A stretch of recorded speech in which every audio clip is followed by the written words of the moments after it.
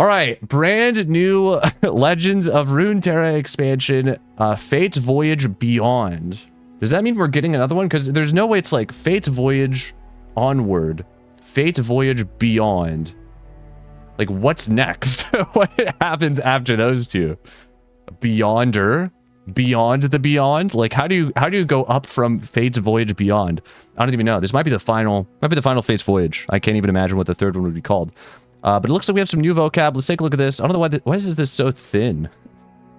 New vocab, curse. Curses are debuffs in the form of cards placed in the opponent's hand. Wait, what? Curses are debuffs in the form of cards placed in the opponent's hand. Players can spend mana to lift curses. That's hilarious. Wait, okay. I was gonna say, like, can't they just get rid of it? Like, you could just discard this. What happens if you just rummage it? Does it go away? Can't target, discard, or updraft. But you can if you discard or updraft the whole hand. Okay, so what you're saying is you cannot target these curses. If they're in your hand, there's no way to select them with something like a rummage. But if you have like a whole hand effect, it would work. Stony Suppressor. Oh no. Wait, you guys can't see this, but someone replied Stony Suppressor. I'm gonna just leave this here. That is devious, dude. Wait, that's insane. This is gonna be content. I can already tell. All right, new keyword. This has been leaked. This was leaked, I think, like almost at the beginning of this year, I want to say. When a unit dies, revive it with 1 health stunned. Okay. So it still dies. It does still die. It's not like truly deathless. It doesn't just say like, I can't die. But when it dies, it comes back. And it comes back stunned. I'm already thinking like, okay, Yasuo. Out of all the things I could have guessed this keyword would have done, because we knew it was going to be deathless, we just didn't know what the ability was. I would have never guessed it would be it comes back stunned. This is kind of cool, because it's a new, interesting way to use stuns. It's not like a way to build your deck around stuns, but it's just like a gameplay use for stuns that is kind of fresh and interesting. This is such a funny, it's such a funny icon. It's just a hand. He looks like he wants to give me a high five, bro. I look at this, I do not think like zombie or deathless. I look at this and I think like those little, you know, those little like hand clapper toys you'd get from the arcade. You like spend your tickets and it's a little like plastic like hand on a stick, but the hand is split into like multiple layers. You just like swing it back and forth and it claps. That's what this reminds me of. It's just goofy, man. It's funny. I like this. This is a cool keyword. I wonder if there is a way to grant units deathless. I think it would be really, really cool if there was a card that let you grant your own unit deathless as sort of like a Mist's Call, but just like it actually works this turn. This is sweet. I think it's a really cool idea. Let's look at the new cards. MORDEKAISER. And he is a Noxus SI dual region champion. Very interesting. I don't know how I feel about this. It's kind of cool. I just feel like for this type of champion, it's not justified. I feel like it's really got to be justified. And people will argue and be like, no, but in the lore, he's Noxus and blah, blah, blah, blah, blah, blah, blah. Like, you can make that argument about so many other champions that are already in the game, and they're still one region, which I feel like just works better. I don't know. We'll have to see. Maybe I'll change my opinion as we start playing with him. But I do feel like it's just like you got to pick a region, bro. The dual region really has to be justified, I think. If you it's such a big differentiator from the other champions in the game that just makes MORDEKAISER like instantly better. It kind of feels undeserved, but I don't know. As long as he's a cool champion, I don't really care.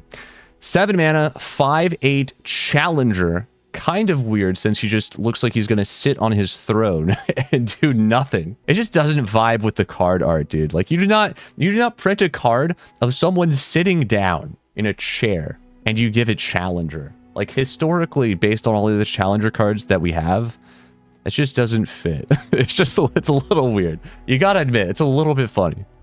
Kill up to 2 allies. When you slay another ally, revive it. Okay, and that's when you slay. So it's not when another ally dies. There's a very big difference there. He works similar to Kindred then. 5/8 stats pretty good, honestly. He levels up when 15 plus allies have died. Allies with 5+ power count twice. That's interesting. Okay. When he levels up, I expect something crazy to happen. Otherwise, he is definitely just extremely underwhelming. Also, this is so small. Should we zoom in here? Can we get this bigger? There we go. That's what I'm talking about. Now we can actually read it. That's crazy. Play, kill up to 2 allies. When you slay another ally, revive it. Attack. For the rest of the game, when you slay a unit, drain 1 from the enemy nexus. Oh, it stacks. Oh, okay. That's crazy, actually. That's crazy. So if you have multiple Mordekaisers on the board and they all swing, you're getting like 3 drain instantly off of that 1 attack. That's very powerful. That is strong. Because this incentivizes your opponent to like stop playing units, stop attacking. That's powerful. That's crazy. Okay, I mean, yeah, he's a very menacing champion then. That's crazy.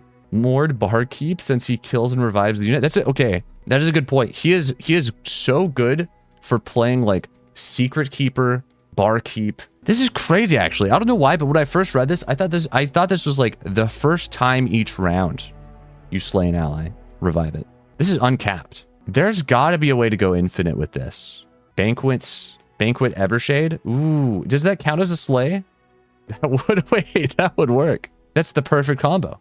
Because it would make them 0 cost. So you could play 15 of them in 1 turn, which is the actual limit on how many cards of the same name you can play. It'll be just enough to level him, and then you attack with him. That is Eternal only, sadly. I don't think there's any way to do a combo like that in Standard, but we'll have to think about it. I'll have to brainstorm. There's got to be some funny things you can do, just based on the fact that this ability is like uncapped. Pretty cool. Honestly, this is a cool champion. All right. Where does Mord land in this tier list? We're going to be doing 2 tier lists today, by the way. So put your rankings in chat. I do feel like he's very good. It's the common new card reveal thing to just like instantly drop it in S tier. I don't think he's S tier, but he's very good. He's very good. I could be wrong about this. Maybe he is S tier, but I'm gonna try and like I'm gonna try and control myself, because last expansion came out, I put literally like 40 cards in S tier. I'm not exaggerating. I'm gonna try to like tone it down a little bit. Think about things realistically. There's no way 40 cards are gonna make it into S tier. All right. Part of me wants to put him in S tier, but I'm feeling an A tier. It looks like you guys are mostly feeling A as well. Solid A, minus A, S minus. That is a A tier on both tier lists. Mordekaiser A tier confirmed. There is no other valid opinion to have. He's definitely cool. I'm looking forward to building decks with him. I think he's gonna be a fun champion. All right, 10 mana SI slow spell, Mordekaiser's Realm of Death. It's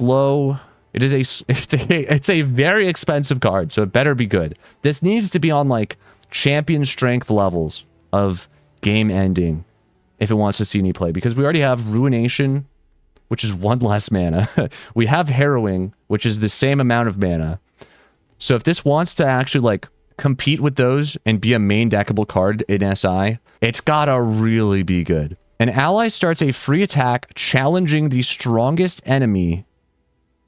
Kill all other units. Wow, okay. So it's like a Ruination, except you get to pick 1 unit for you to keep and 1 unit for the enemy to keep. And if your unit is bigger than the enemy unit, then their unit dies. Basically how this card works. So it's effectively like you pay 1 more mana to save a unit from Ruination. And there's some units this is very good with, like Scout. Imagine using this to just hit lethal, because you have a Scout on board and you just attack twice and you win because they're out of units and you killed them all. They'd have to be at like 0 HP basically for that to happen. But this is still like, that's kind of funny. Wait, oh, that's an excellent, okay, wait, that's a very good point. Mord revives allies, and this would count as a slay. So this works with his ability. Wait, this is insane then, especially for this being his champion spell. So this is literally just a one-sided Ruination, and also it gives you a free attack. That's insane. That is insane. That is better than Harrowing. That is better than Ruination. And drain 5. You're right, actually. It would drain 5. If he's leveled, he attacks first, and then you kill all the units. That's very important. The fact that this starts the attack to activate his drain and then it kills all your units is huge. I don't know, guys. This one seems pretty good. This is an S tier. I'm gonna have to go S tier. I feel like this is S tier. This is S tier because not only is it a fantastic card with MORDEKAISER, I feel like this is just a good card in general. Like, there's not a lot of SI decks that you would not want to play this in. There's just like a better ruination that works with almost any deck. It looks like you guys mostly think S tier as well. Turns out I have pretty reasonable opinions, apparently. When I say a card is S tier, it's because it genuinely is S tier. Let's take a look at MORDEKAISER's followers. Let's start off, I guess, with this 3-drop for some reason instead of the 1-drop. Play, grant Deathless to an ally in hand. That's very cool. I do think this would obviously be better if it was like a burst speed spell. This is still pretty good. This is pretty solid. The fact that this is grant an ally in hand, not grant an ally on board is huge. I guess you probably do this to MORDEKAISER like every game, don't you? If you can grant MORDEKAISER Deathless, that solves like so many problems that you would normally run into. Okay, I mean, this card, 3 mana 4/2, very decent stats. I feel like we've been seeing like a lot of weak units recently. So it's nice to have a unit that can block fearsomes. I feel like whenever I build a deck, no matter what region it's in, this is the type of stat line I'm missing. I always have like a 2/3 or a 1/2. This is a cool like meme combo-ish card that actually can block a fearsome, which is cool. It's got like decent stats, dies to Mystic Shot, but honestly, good stats. I like this. Grant Deathless to an ally in hand is huge. I think this has a lot of applications. There's all kinds of different decks you could build with this. This is just generically good. This is kind of crazy if you think about it, because it's now just adding another layer to the whole like meta of vengeance, deny, right? Like if someone plays a big unit like MORDEKAISER or like Volibear, it's normal to just be like, hope they don't have vengeance.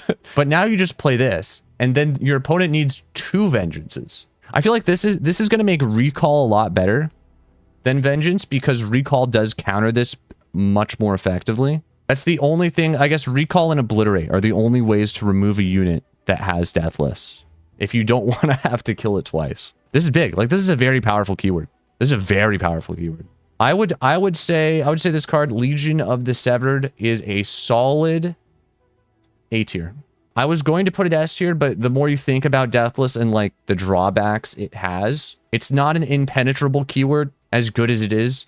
The way this card works is still very good, that you can drop it on curve, grants to something in hand. That's huge.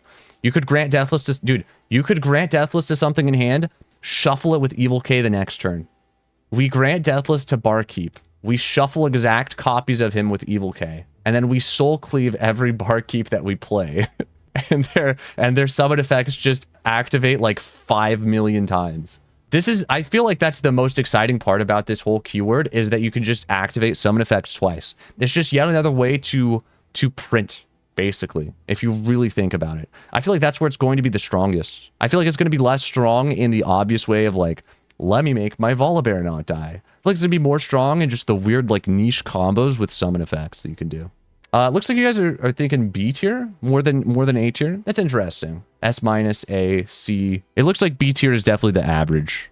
So that is where it has landed on the chat tier lists. I think B tier might be reasonable. It's just like death. At the end of the day, Deathless is still a very good keyword. Even if it is counterable, it's gonna force your opponent to play a lot differently just to erase it. It's a very good tempo gain for 3 mana. On top of a good, decent stat line. All right, moving on to the next card. We have so many cards to get through, so let's keep it moving. Shackled Ghasts. A 1 mana last breath. The next time you revive an ally, create a copy of me in hand. Interesting. Okay. So it could be this. Could be the same unit. This is not a very powerful card. I was hoping it would have like an additional benefit. Like, when you revive me, grant me +1/+1 or something. Or I have +1, like a Mistwraith type thing. This is, I still think this is cool. This is, if anyone remembers Minion, I would actually say this is a better Minion. It's a little bit more difficult because it's not just as like point blank, create a minion in hand each round start. But this is a nice, like, cheap chump blocker for meme decks, like all the decks that I love to build, that just need an easy way to chump block the opponent with a 1/1. Every single turn. Like, it's a good way to just survive against aggro while still trying to pull off some funny combo. It's just the hard part is when you revive an ally. I would say this is at its best in Undying decks. I think this is an Undying chump blocker. Because if you go read Undying, I believe it does specifically say revive me, right? The next time you revive an ally is the trigger for this. Undying says revive me at the next round start. So this is actually huge. This is massive for Undying decks. Undying decks might actually be like playable now because this is a chump blocker turn 1.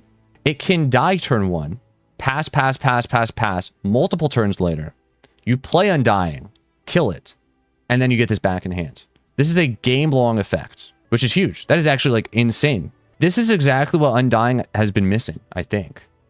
It's just, like, an actual unit that can chump block that requires very little extra, like, gameplay or effort. This just fits, this slots perfectly into the whole Undying archetype. You're going to get this, like, every turn start. It's so good. That's actually very good for that type of deck. Shark Chariot.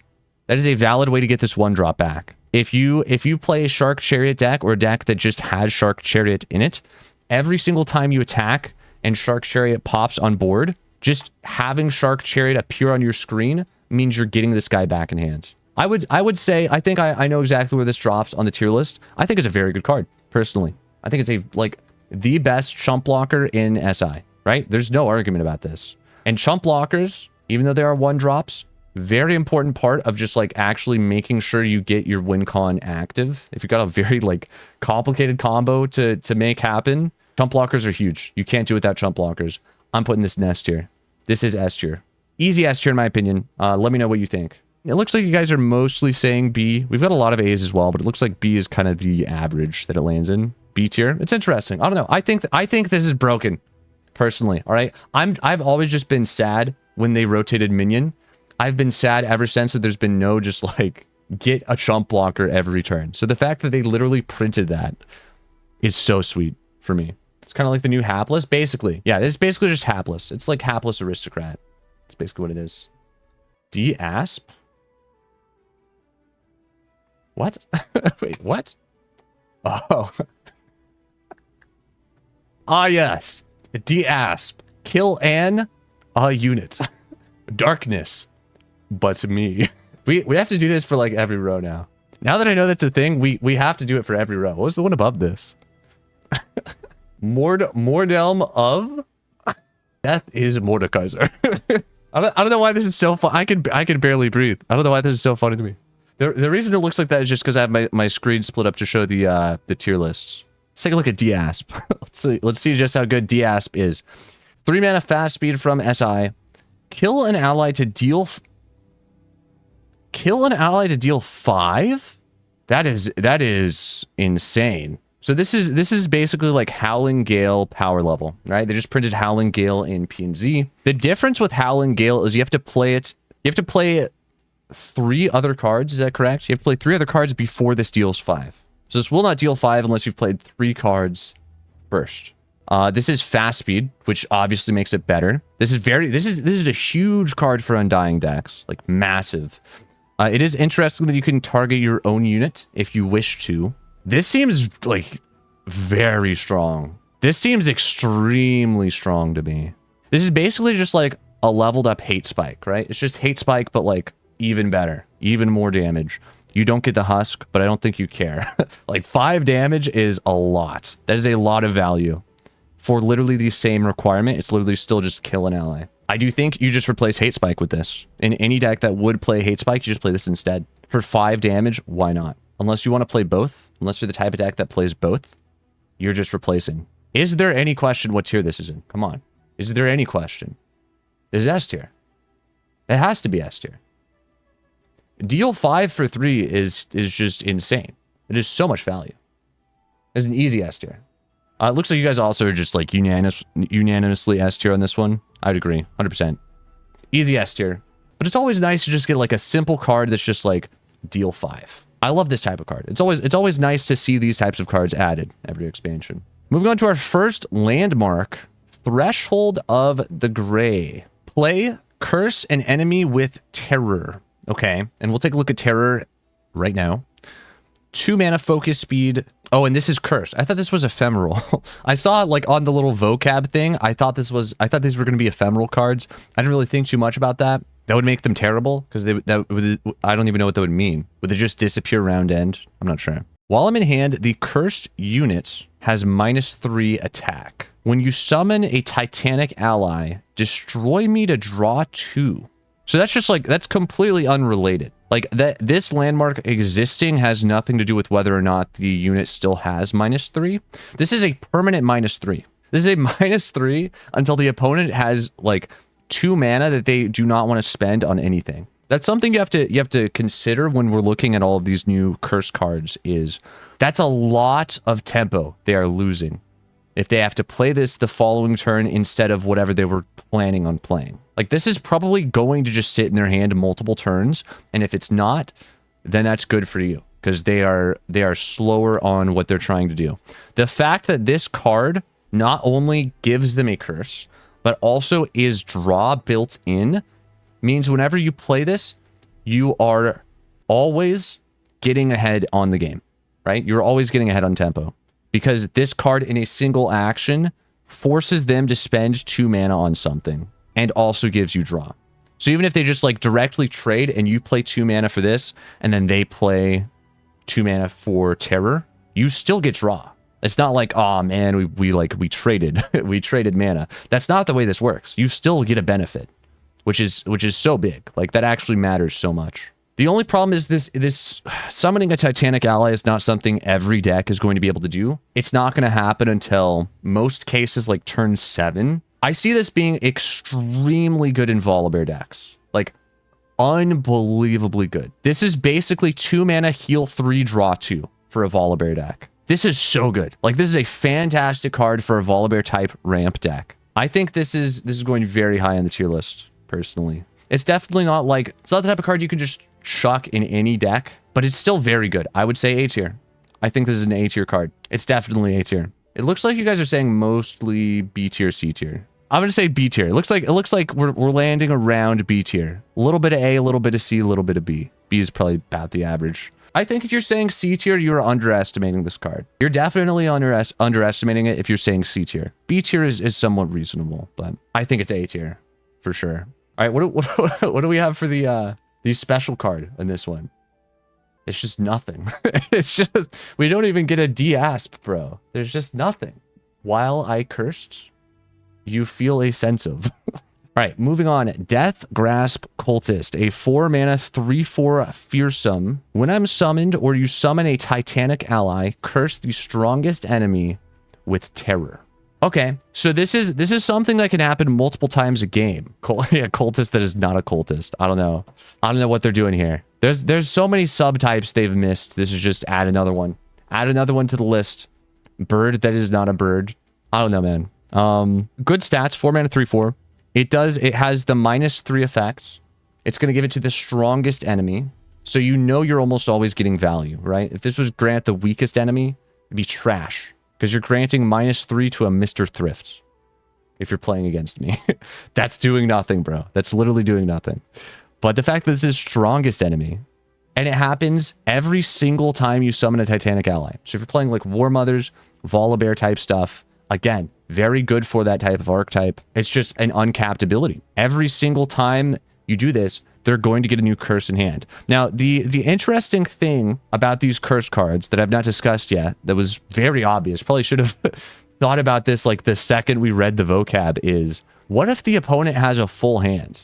What if your opponent is me, Visionary Dex, burning 5 cards per turn, printing up the wazoo, and I never have hand space for this? Does this card just not get created? These curse cards definitely seem like they could be okay, but just the general concept of having to rely on your opponent having hand space means there's going to be certain decks this won't work great against. Usually they're going to be the more memey decks, like mine. But there are still, like, even Seraphine decks. Any meta Seraphine deck, this is not going to be good against. It is something to keep in mind that these are not guaranteed to work, because your opponent might just have a full hand. So, I don't know. I think they should adjust the game so there's a mechanic where if you try to play this on an opponent and their hand is full, their hand temporarily goes to 11 cards until this disappears. It goes to 11 cards until they play their next card. The second they play the next card, their hand size is back down to 10. There should just be like a temporary hand goes to 11. Honestly, I feel like that would make this work a lot better. That said, this is still a decent card. I think it's okay. This seems to be like the type of card that like gets printed. People are like, oh, that's pretty good. And then they just forget about it. They just forget that it exists. So I don't see this placing too high, personally, on the tier list. I see this one pretty generic, pretty meh, like a C. I would say C. Maybe I'm underestimating it. What do you guys think? Where would you guys place this one? This is summoned. Is it? Oh, that is a good point. This is not when I am played. It is not play effect. It is a summon effect. This is when I'm summoned. So this does synergize very well with Soul Cleave, Mordekaiser, Callista. Okay, if this is a summon effect, it's not C then. It's definitely not C tier. This is B tier, 100%. If you can print this with Soul Cleave, that's huge. Like, this is actually very strong. All right, I think it looks like mostly C tier, D tier. I'm gonna pop it in C tier for the chat tier list. Looks like that's the generic consensus here. All right, 5 mana, 5/3. That's 5 mana. Why, it sure is. That is the number that is on screen.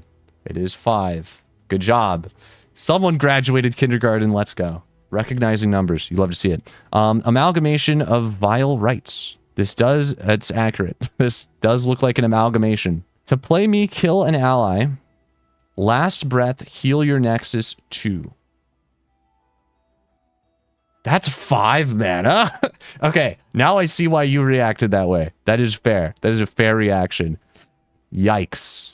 Yikes. Okay, I mean, you have to keep in mind this has Deathless baked in. So the first time it dies, it heals your Nexus 2. It does activate the last breath the first time. Then it comes back, and it will heal your Nexus 2 a second time. There's actually not a lot of great healing in SI at the moment. A lot of it got rotated. So if you're playing standard mode, you don't have a lot of options. You really don't. If you're desperate for healing and you're playing like Undying deck, I actually do think this might be your best option. That is true. Soul Cleave. Soul Cleave on this is crazy. How much healing is that? Is that 12? That's 8 mana, heal 12. That's pretty good. That's pretty economical. That is not bad value. You play this for 5. You play Soul Cleave on this. You heal 12 over the course of the next like 2 turns. And you have 3 chump blockers. That's good. That is a good combo. That's a very good combo. I think this is a decent card in Undying decks. Other than that, I don't see much play. It is still good with Soul Cleave, but it's just like, it's such a difficult requirement to have play me, kill an ally. It's not going to fit in a lot of decks. It's really just like an Undying thing, I think. I do feel like this one's going pretty low on the tier list. What do you guys think? I'm feeling a C tier, honestly. Like, this is just generically worse than the 4-drop. If I compare this to the 4-drop, it is worse. It's definitely like very good in Undying, but other than that, it's just not that great. It looks like you guys mostly agree. B, D, C, C. Looks like C. Looks like you guys are plopping it down in C tier. It's about the average consensus here. Let's move on to the next region. I am so excited. We're moving into Bilgewater, one of my favorites. Honest Croupier. Croupier? What is this? What is that word? Second worst card of the set. Take it easy, guys. He's an honest croupier, right? I'm sure he can't be that bad. 3 mana, brash, 1/3. When you play a card with cost equal to my power, grant me +1/+1.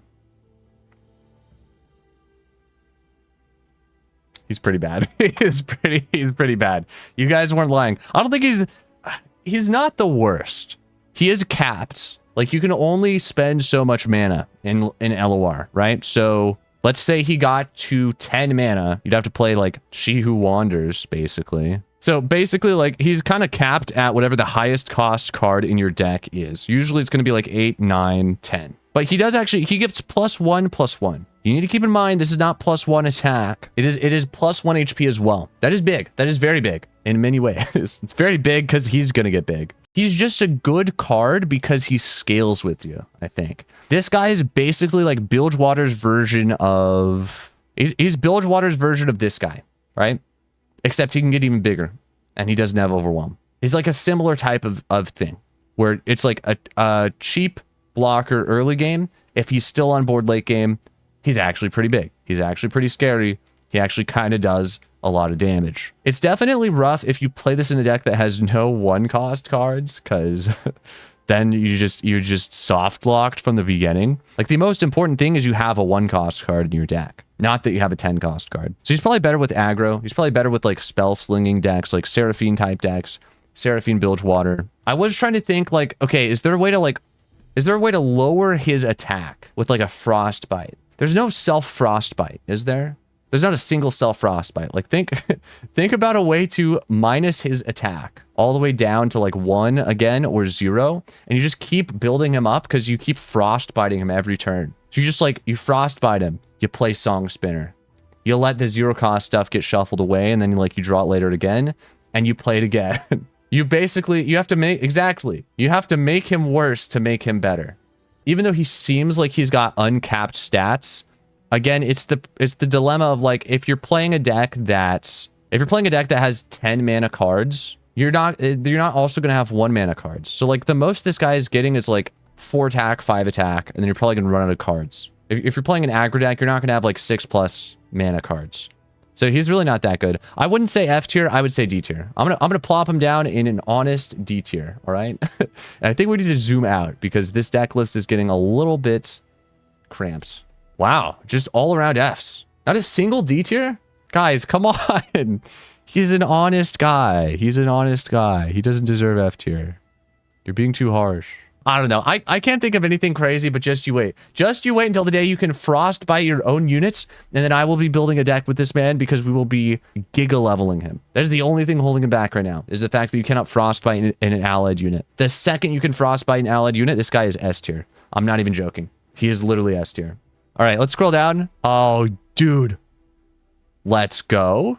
We got the disguise spectacles. We're gonna get to those in just a second. Oh, dude, this is it. These are my favorite cards of the expansion right here. Just the Bilgewater P&Z random variety cards. They're always the best ones. Or the worst ones. There's literally no in between. Gotta see what the true name of Shady Spectacles is real quick. Shadcles. Don't work. It just straight up says don't work under it. All right. Let's see what this landmark does. Mirai Reef Spire. This is cool. This is like a little coral landmark, little under the sea land. I feel like we have been severely lacking like a coral reef landmark. There's been like no underwater landmark so far in Bilgewater. 2 mana. When you spend mana to play a unit, refill 1 spell mana. I guarantee you they designed this card before they reworked Nami. I guarantee you. I guarantee you this card was already locked in. They already printed it. They loaded all of the paper into the printer, printed 5,000 copies of it, and then someone reworked Nami, and they're like, wait, no, you can't. No. Guys, wait, hold on. Guys, this card was for the old Nami. You can't do this. I mean, to be fair, it's still good with new Nami, but obviously this was even more broken if Nami just straight up leveled off of this refill. Like, this is insane with old Nami. It's okay with new Nami because you need spell mana to play spells, but it's just nowhere near as good with new Nami as it would have been with old Nami. I feel like this is a better Grinzo because it works on any cost unit, so you're not limited to playing like a Reaver's Row deck or a Poro deck. I didn't realize this. This is also uncapped. We're getting so many cards this expansion that do not say like the first time each round. Doesn't Grinzo say the first time each round? I'm like 90% sure he's just a worse version of that card. The first time you summon a what? Like, Grinzo's getting put out of business, dude. He's just an objectively worse card. That's insane. Like, they actually need to give Grinzo a different ability now. He's just not going to get played. No one's going to play Grinzo unless you're also playing this. Like, you'd have to play both, basically. This is just better. It's just better. This actually seems very good. Now that I really look at it and think about just what it's capable of doing, like, imagine playing this with a deck full of 1-drops. It's turn 4. You play 4 1-drops. You print 4 mana. This basically says all of your 1-drops cost 0. That's basically what this says. Without removing any 1-drop synergy, you still have Reaver's Row synergy because you don't actually reduce their cost. You just get mana back. You still have synergy with Siren Song. You still have synergy with all kinds of like mana-specific effects like those cards would have. But you effectively just like reduce the cost of all units by 1. That's big.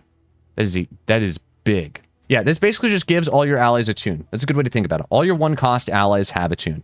Obviously, like, this gets worse the more expensive units you play. So you do not want to play this in like a Volibear deck.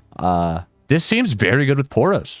This actually seems extremely good with Poros because you need the mana to be able to play Poros snacks. So it works really well with the fact that all Poros are 1-drops because you're going to get the most amount of refill mana as possible. But you're also going to actually be able to use that mana on Poros snacks. Like it's the perfect balance of having 1-drops and also having spells to play the spell mana on. I think this is A tier at least. This is easily A tier. Like easily A tier. It's just going to discount your cards. Like it literally just helps you win faster than your opponent. But it looks like you guys don't agree. That's fine. You guys don't have to agree. I see a lot of B tiers, a lot of D tiers. So this is going to average out to like C. All I'm saying is remember me. Remember this moment when you get absolutely steamrolled by a Poro deck with this card, all right? It's going to happen. There's going to be like a first day experience is a Poro deck is going to steamroll you with this card. It's going to happen. It's going to happen to all of us. Every single one of you and also me. It's just gonna be an inaugural experience of this expansion is we're all gonna have our Poro steamroll moment. Okay? It's just gonna happen. I'm telling you. Moving on to Shady Spectacles is a 3-mana equipment. 0 stats. The ability better be bonkers. This better be a very good ability. Because otherwise this is the goofiest card I have ever seen. Pick an allied follower. Transform my bearer into an exact copy of it while I'm equipped. Okay, that's pretty funny. that is pretty funny. I don't know. I don't know about this one. 3 mana is a lot. This is good, I would say, for archetypes or meme combos like Legion Marauders that require you to have multiple of the same unit on board. Archetypes like Mist Wraiths. I would not say Mist Wraiths are good with this, but the same type of thing where it's like grant all allied X everywhere something.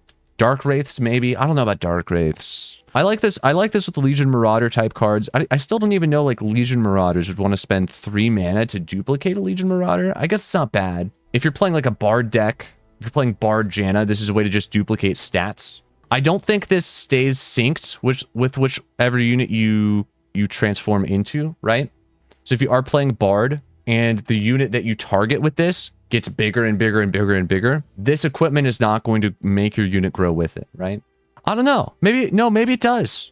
Because this is going to be equipped the entire time. So this ability is just like always going to be active. It's going to know which unit you targeted. And it's going to, I guess, at all times, while it's equipped, be transforming into that. So maybe it does. If this stays synced, this is actually insane.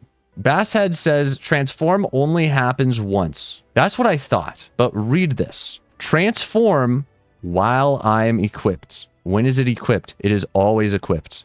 So based on the wording, it is not a one-time transform. I guess the while I'm equipped is probably specifying not when it's transforming, but actually how long it stays transformed. I don't know. I don't think this is going to stay synced. For that reason, I don't see this card being that crazy. I can't think of any like cool combos. I'll think of something. There has to be some other funny way to use this. I'm going to say F tier. I feel like this is F tier. I do truly feel like this is F tier, honestly. There's just not enough good ways to use it, in my opinion. What do you guys think? I see D tier, C tier, F tier, D tier, D tier. Looks like you guys are mostly saying D tier. I'd agree. Let's go. Let's go. D tier. That's what I'm talking about, baby. D tier. Let's go. Moving on. We got another Bilgewater looking follower in P&Z. I don't know why they do this. Charlatan Fishmonger. I can already tell this is gonna be my new favorite card.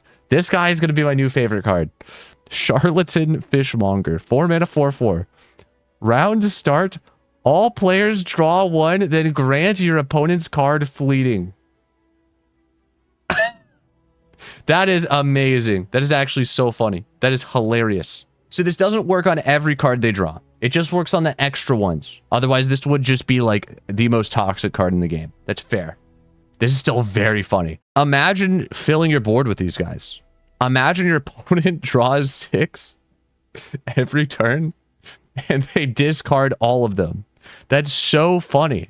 I think, okay, this guy's very good with like Caitlyn. I actually think this guy is genuinely just good in a Caitlyn deck, is he not?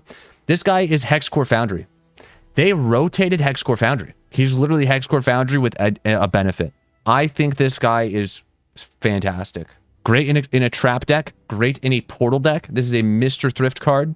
This is not as good if your opponent is playing Sunken Temple. Your opponent's definitely not going to care as much because they're just going to shuffle all the fleeting stuff back into their deck. I think you mostly want to play this in like a trap deck or a boon deck. Good with Bard, I would say. I think like Bard, Janna, anything with Mr. Thrift. This guy's in there. This guy's in there. But it's a funny effect. I love this.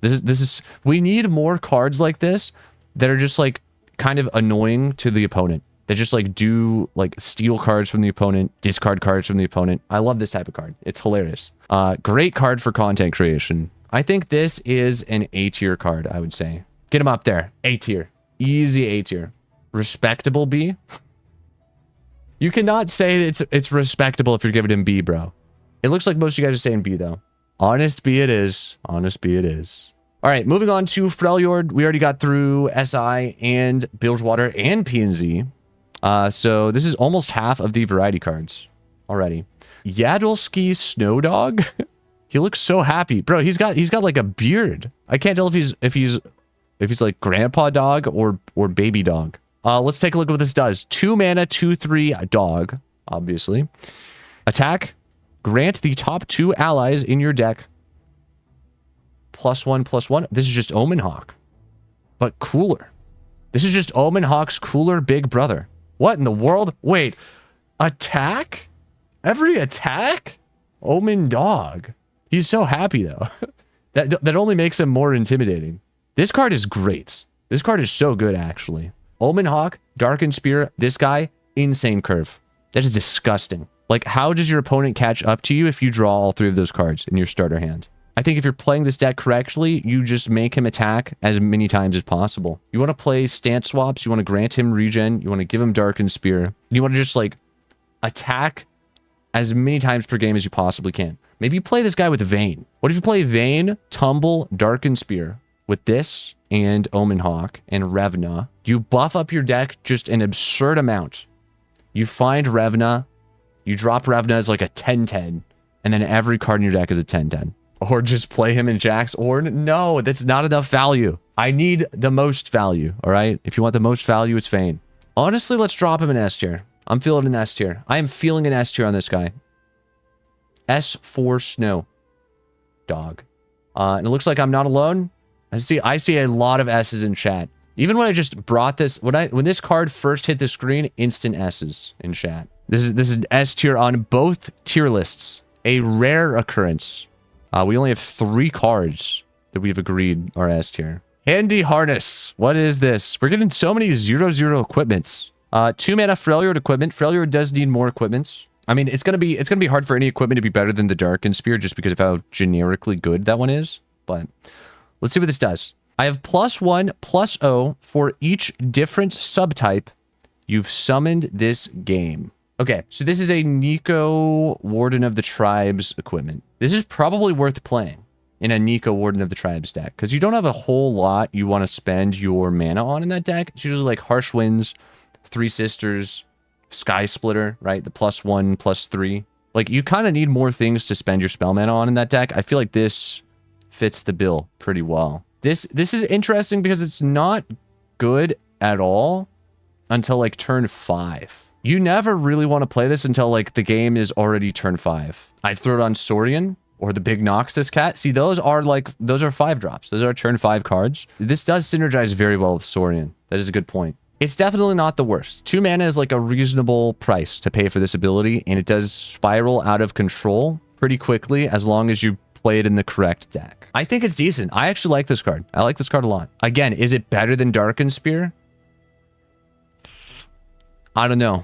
Even in a Nico Warden of the Tribes deck, would you rather play Darkened Spear? You might rather just go for the HP and attack. Like, and Darkened Spear becomes a unit late game that could just win you the game when you play it. Like, it's just hard for me to imagine playing this instead of Darkened Spear. It has to be such a specific deck. It has to be such a specific deck where you know, like, every game you're getting a curve that is going to make this worth playing turn 5. Otherwise, I don't see it being good. It's definitely a niche card. I would still rate it fairly high. I would say it's like C tier. I would say it's a C tier card. It can get good. It can be pretty nuts, but it needs the right deck. it needs the right deck. And it has to compete with a better 2 mana equipment. It looks like you guys are pretty unanimous with B. Really?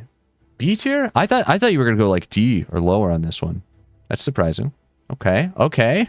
You guys aren't doomer about every single card that exists. Let's go, let's go. You got a little bit of copium in you. That's what I like to see.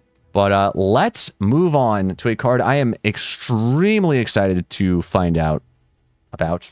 The Elder Dragon. We are finally getting another Runeterra exclusive champion. This is very interesting because this is like our first champion. How would I put this? It's not like a person, you know? Like it's our first champion that's just like a creature. This is not like comparable to Nora or Jack. Like this is not gonna have voice lines. It's just gonna growl. It's gonna hit the board and it's just gonna go. It's probably, that was a little underwhelming. It'll be cooler than that, but it feels a little weird to see like a champion card, and it's just like, I know this thing does not speak English. You know, it's a little weird. It's just a little bit weird. Still cool regardless. 10/10. So same stats as Aesol. 12 mana. Unplayable until you discount its cost. I cost 1 less for each different dragon boon you have played this game. Oh boy. All right, we got another rise. Here we go. We have another rise to unpack. I saw the dragon boons. There's a lot of them, dude. I don't even know this. How do we even approach this? What do we read first? Let's finish reading this first card and then we'll get to the dragon boons. There's so much to unpack here. He does have a skill.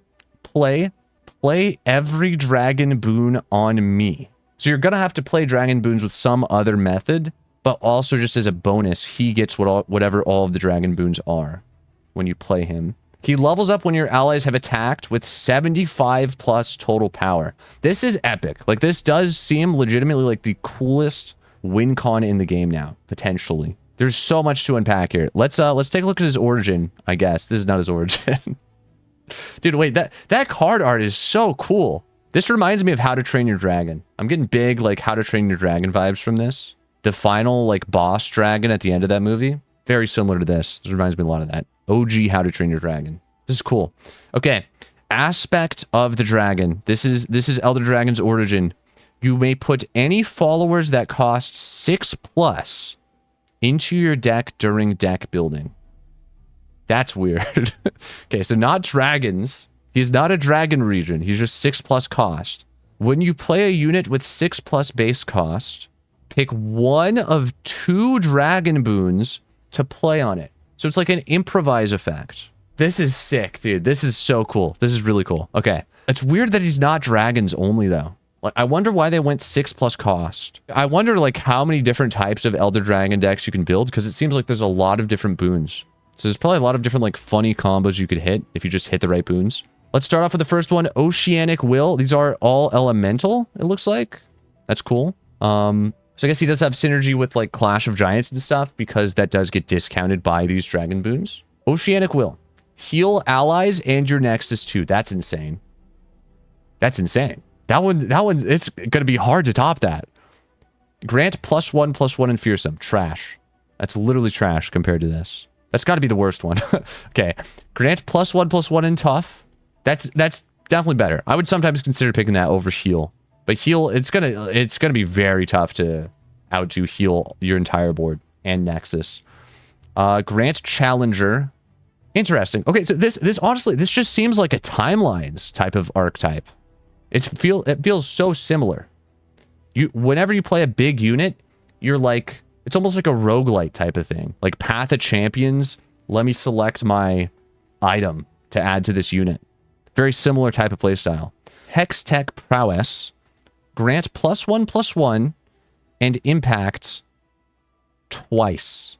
It does both. So it's +2/+2 and impact 2. That one's big. Okay, that one and the heal are like tied for best boons for sure. Final one, Chemtech Blight. Oh, all of these are like related to, like, this one's for Saphirsa, right? This one's for the Bilgewater Dragon. This one's for Chemtech Drake. I don't know what the other ones are for. I literally have no clue what any of the other ones are for, but I think these are all supposed to be like related to a specific dragon follower that exists. Chemtech Blight grants Wait, Grant Deathless? That one might top all of them. That actually might be just like arguably the best one. Grant Deathless is huge. Elder Dragon is Deathless if they don't deny it. And that's a good point. So we have to keep in mind, he gets all of these when you play him. Not only is he a 10-10, he immediately heals your entire board and Nexus too. Gets Fearsome, +1/+1. Tough, +1/+1. So he's now a 12-12. Challenger, +2/+2. So he's 14-14 with double impact. And he has Deathless. That's insane. And he has Fury as well. So he's huge. I mean, the only thing he's missing is like Overwhelm. Why doesn't he have Overwhelm? Probably because he would win the game too fast. That would just be unbalanced. But all right. So the way an Elder Dragon deck works then is you definitely don't want to reduce cost. You want to ramp. He's like a ramp type of champion. Heimer turret. Okay. Why are you guys saying Heimer turrets? Heimer turrets are 0 cost. If you play like the elusive Heimer turret, it's not going to count. It is not going to give you... That is not the way it works. Unless I'm like seriously missing something here. Heimer has 0 synergy with this guy. Base costs?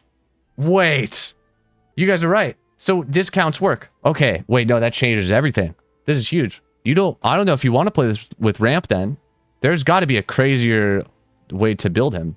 Heimer is crazy. You're right. I mean, okay, if you play Heimer, you're picking either PNZ only or Bandle only because your second region is going to be Elder Dragon region.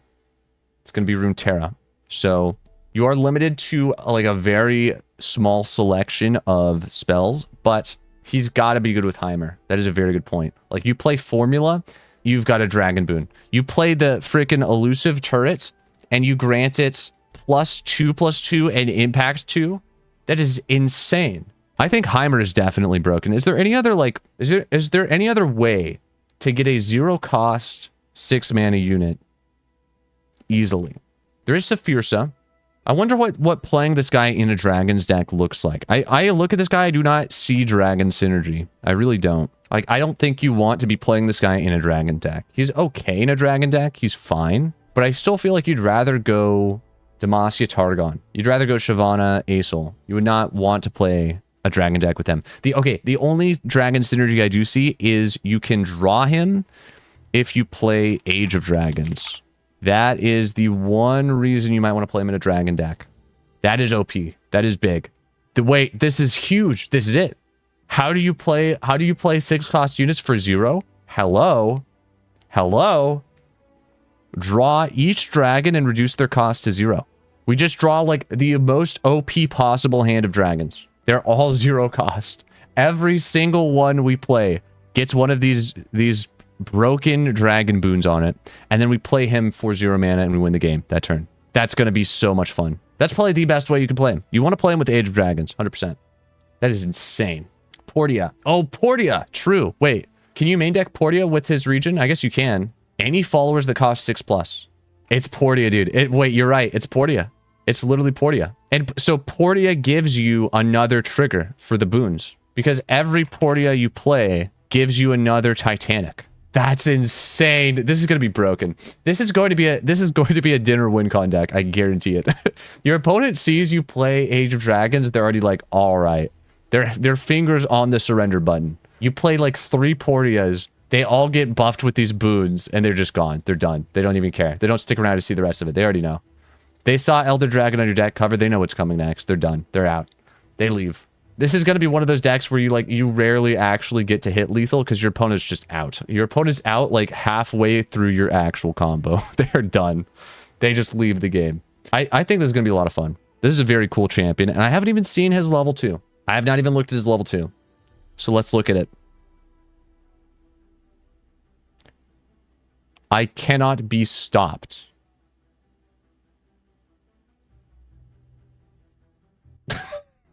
What does that mean? Anyone know what that means? Can anyone explain to me what this means? I'm just having a little trouble here understanding exactly what are these words? What does this mean? What does this mean? Somebody at Riot was designing this card. They typed that in as a joke. And they're like, wait. What if we just keep it that way? What if we just leave it like that? Guys, hear me out on this one. What if we just leave it like that? I guarantee you this started as like a meme. No one meant to keep this as the final card text, but then they're like, wait though, what if we did? What if we did keep it as the final card text? Does this mean, like, what does this mean? You can't block him, you can't vengeance him, you can't obliterate him, you can't recall him. Is that what this means? Does this legitimately mean there's no way to counter him? Like, he just, the second he attacks, he pokes your enemy nexus and there's just like, there's no reaction time? Like, what does this mean?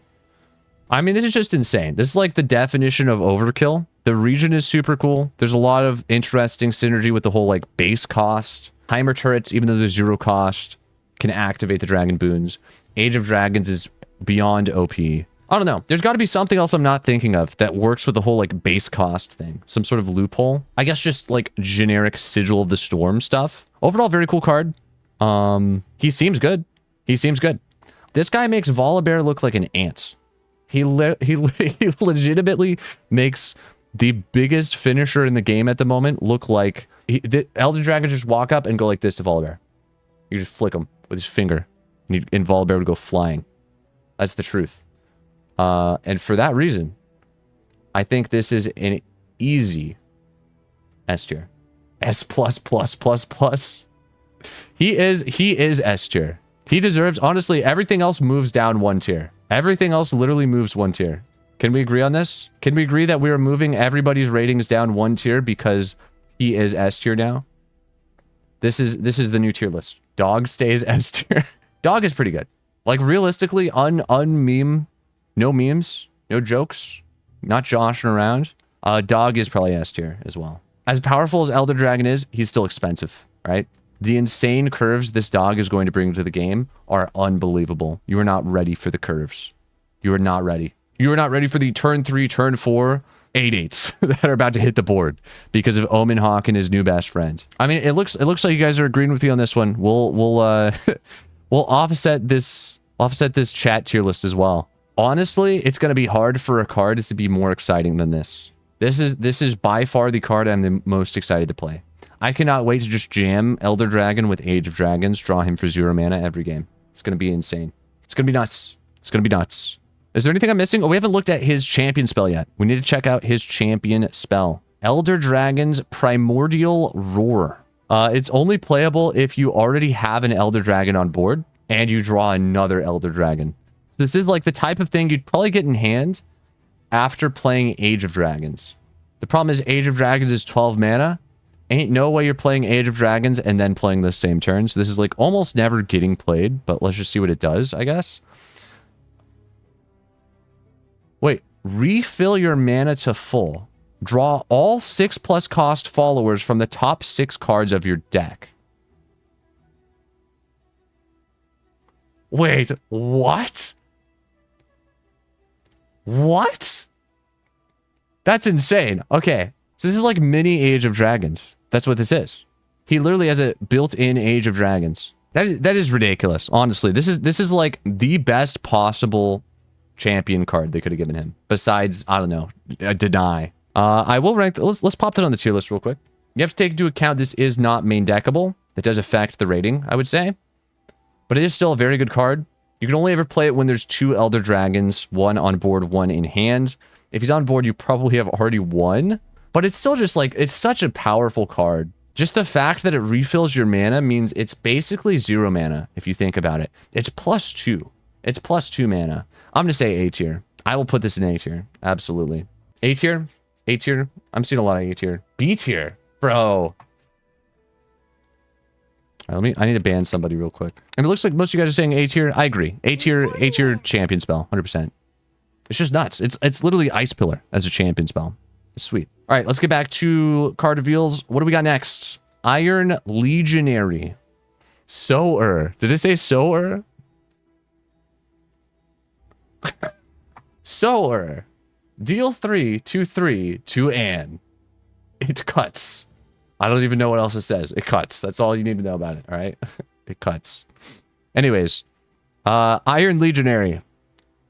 A 5/1, 3 mana 5/1 in Noxus. Play, deal 3 to an ally to deal 3 to an enemy. This is a Noxus card, obviously part of Mordekaiser's set. Deal 3 to an ally to deal 3 to an enemy. So this is basically like a locked-in Noxian Fervor. You can't use it to damage the Nexus. It's just on an enemy unit. That's it. That's the only possible way to use it. Fervor, but with the body and can't hit face. And it's not even a very good body. it's a dies to Pytos body. Dies to a single flash bomb. Bro, I mean, this is trash. This is garbage, man. I would not even play this in an Undying deck. There's just way too many other units that you would rather play. This is F tier.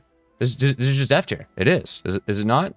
I see D, F, F, F. Yeah, it's pretty much just F tier. Honestly, there's not much going on with this card. It's pretty mad. It doesn't even have great synergy with the Mordekaiser package. Like, Mordekaiser's whole package revolves around summon effects. You want cards to be good when they're revived. This card does nothing when it's revived. It's just a 5/1. Like, that's trash. Alright, anyways, moving on. This is it, dude. This is the card I wanted to see. This is it. This is it. 3 mana burst speed, grant an ally Deathless. Huge. This is going to change the game. It is very interesting that this is a Noxus card. I would have expected them to print this type of card in SI. So because we already finished SI, I thought we were not going to see this. I thought this was just not a card we were going to get, this expansion. This is so big for Noxus. Like, this is so big. If you think you understand how big this is for Noxus, you don't. I don't even understand how big this is for Noxus. Noxus has no ways to save units.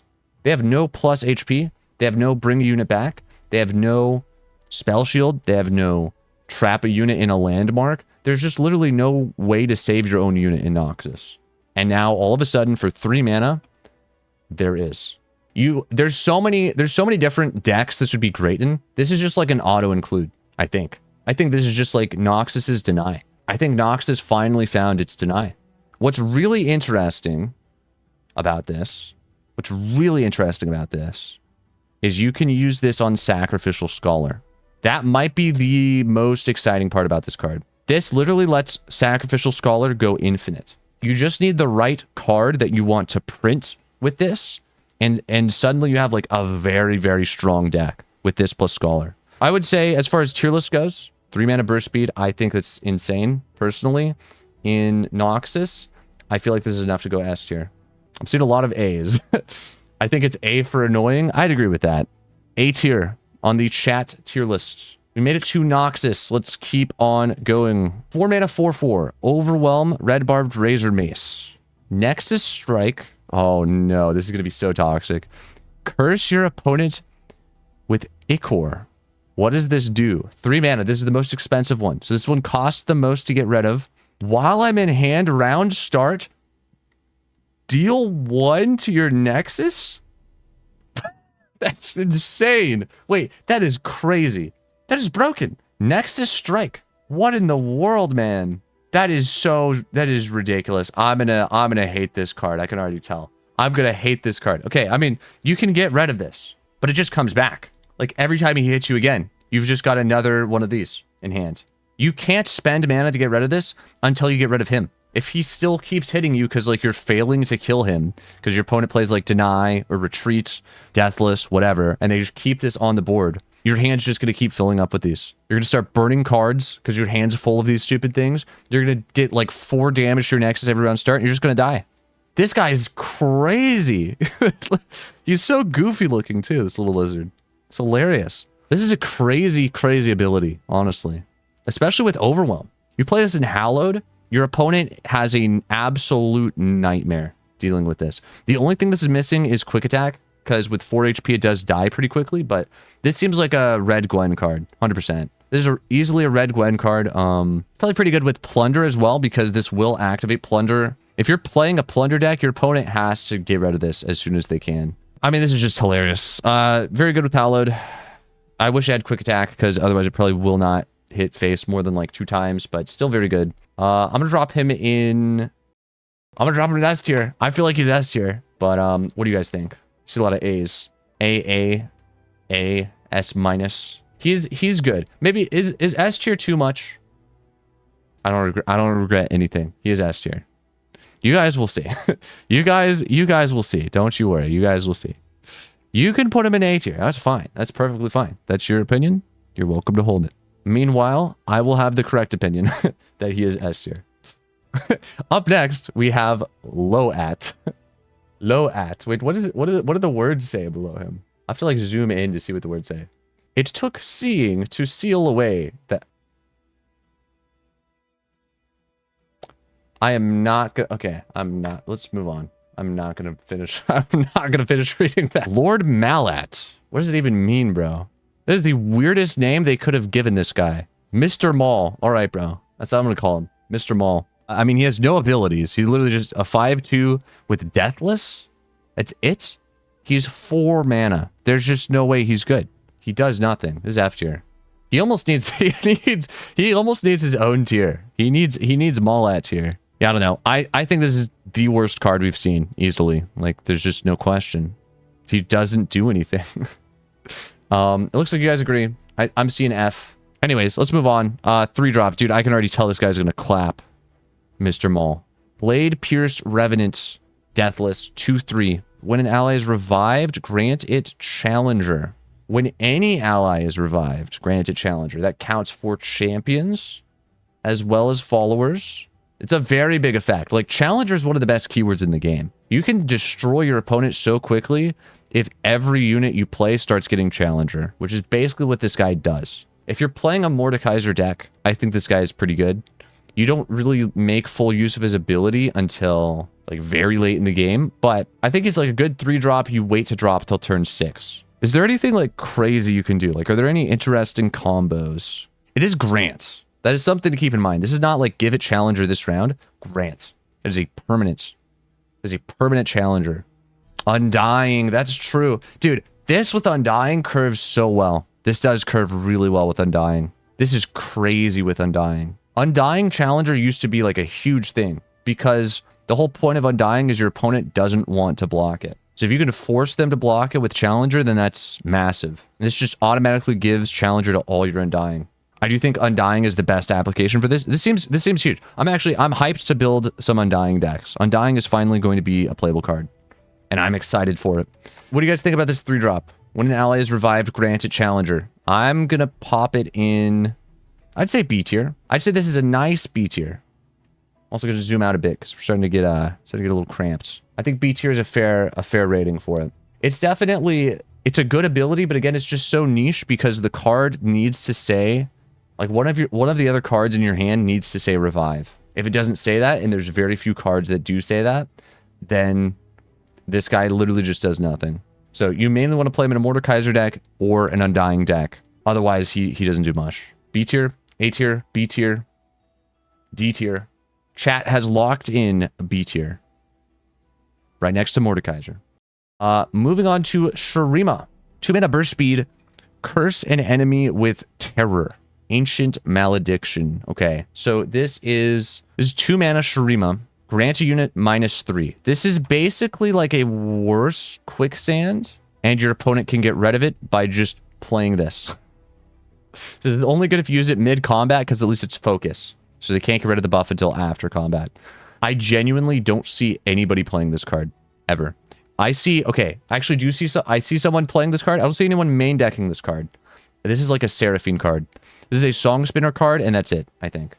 This card is stinky, bro. You can tell. You can look at you look at the artwork. It ain't hard to tell what's happening here, all right? When you open up a sarcophagus, it's gonna be stinky. That's just facts. That's just the way it is. That's just an unavoidable fact of life. And I don't know. I think stinky sarcophagus, instant F tier, in my opinion. But what do you guys think? Where would you place it? I'm saying F tier, D tier, D tier, D tier. Okay. D tier it is. Slapping it right in D tier. Let's go. It's literally just worse quicksand. It's always funny when cards like this get printed and they're just so close to a card that already exists. It's weird. It's just weird. Oh, dude, wait, what is this? Dude, I can already tell I'm gonna love this card. What is this? Tomb Raider Barbara. Is this a lucky find card? This has to be a lucky find card. Each round, the first time another ally dies or last breath, create a lucky find in hand. That is amazing, dude. That is so good. This is, okay, this is Chime Slime or Mr. Thrift for Akshan. That's what this card is. This is literally Akshan's Mr. Thrift, and I love it. This is potentially a reason to play like Akshan SI. You could play Akshan Sand Soldiers, Mordekaiser, honestly. Akshan Mordekaiser, potentially. This could just be good in a Mordekaiser deck in general. Maybe Mordekaiser Nasus. Maybe don't even need Akshan, just because Lucky Finds are generically good. But this is huge. I actually like this card a lot. I think this is way more playable than the guy who has like Strike Lucky Find, Vikarin Bruiser. He's like the 5-mana 5/5. Honestly, this seems like it's a very good card with like Shark Chariot, Opulent Foyer, that type of just like summon ephemerals every round start or every attack. Maybe Akshan Gwen. Maybe Akshan Gwen could be pretty good. You give Akshan a lot of extra attacks. You don't really have to buff him with stats as much because he just attacks, has quick attack. You can focus your Lucky Finds a lot more on like Challenger, Spell Shield, Overwhelm, which are also very good things to give Gwen. I could see a Gwen Akshan deck actually being decent. So once a turn for ally. Oh, that's true. That's a good point. It's only once a turn for ally deaths. That's still pretty big. Maybe then it is a better idea to also like Soul Cleave this.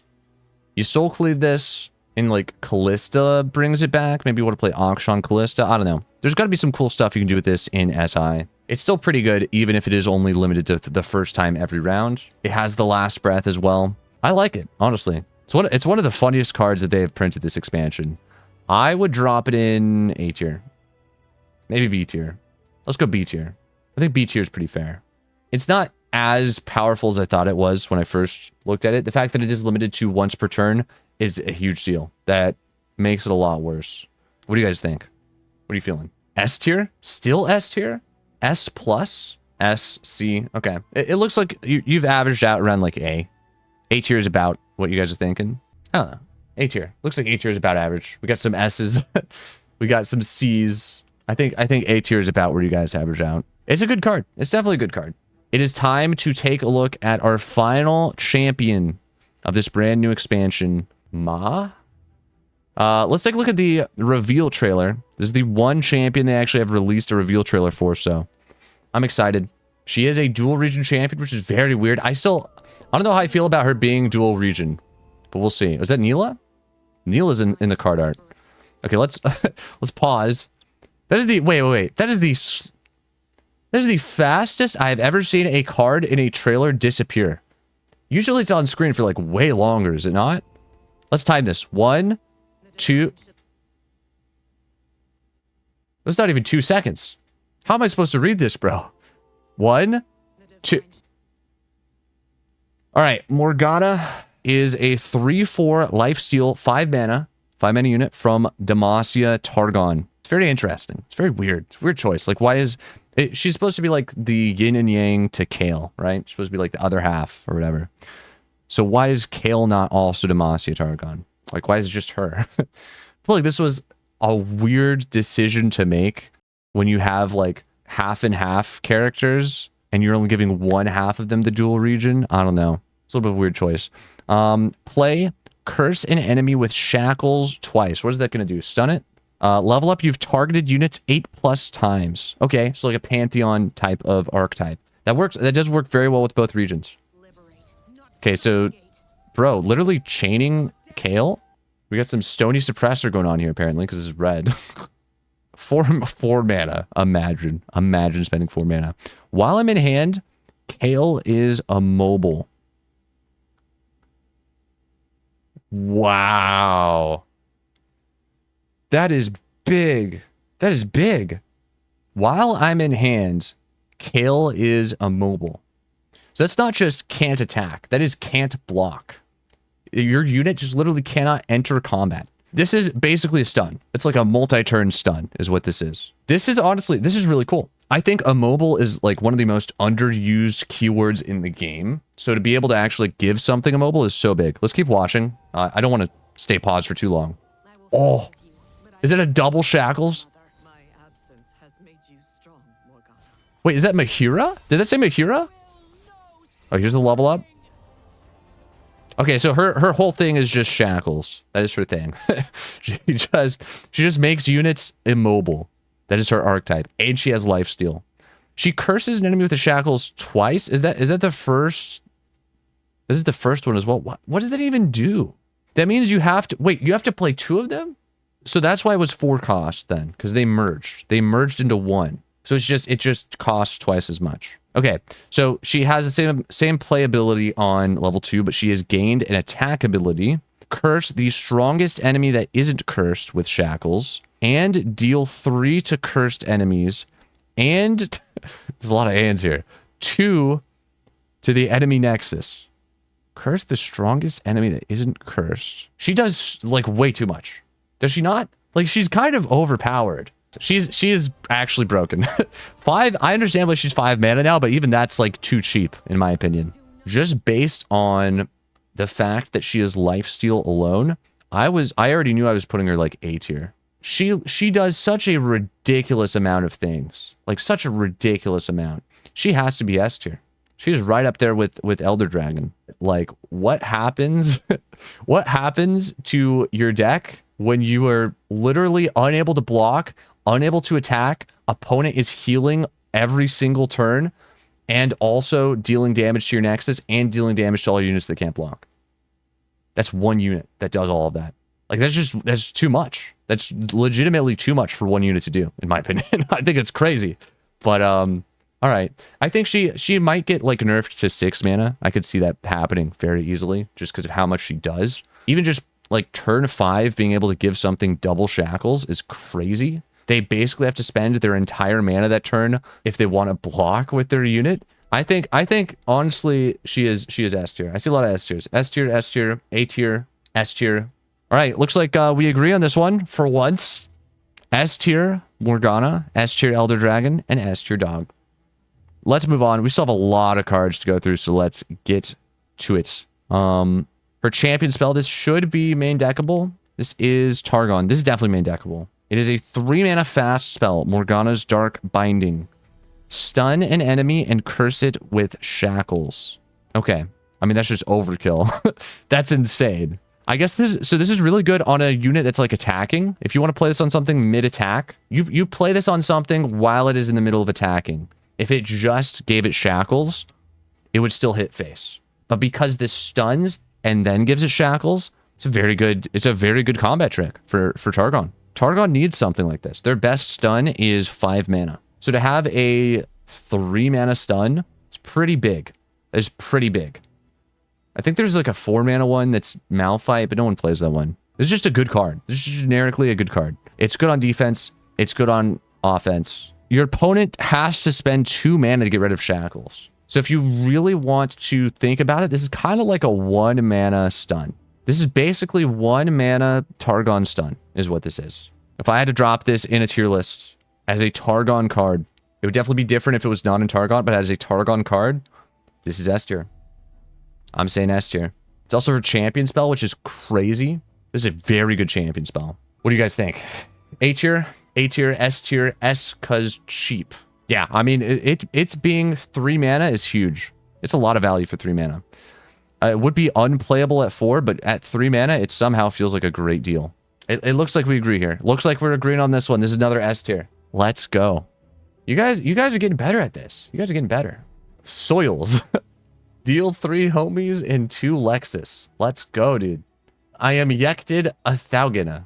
I don't know why. It's still just so funny to me. Just the like halved, the chopped in half card is so funny. All right, moving on to Mihira. Looking a lot different. This is literally just Kale. 8 mana, 6/8 Overwhelm. I mean, there's no way this is better than 5 mana Mihira. 5 mana Mihira is just insane. Even if she has a 1/1. How did she go from 1/1 to 6/8, bro? That just doesn't make sense. That's not realistic. Okay, 8 mana. Very expensive. 6/8 Overwhelm. Play curse 2 enemies with shackles twice. That is not the worst. The fact that she's already decent as just a 6/8 Overwhelm, and she gives 4 total shackles.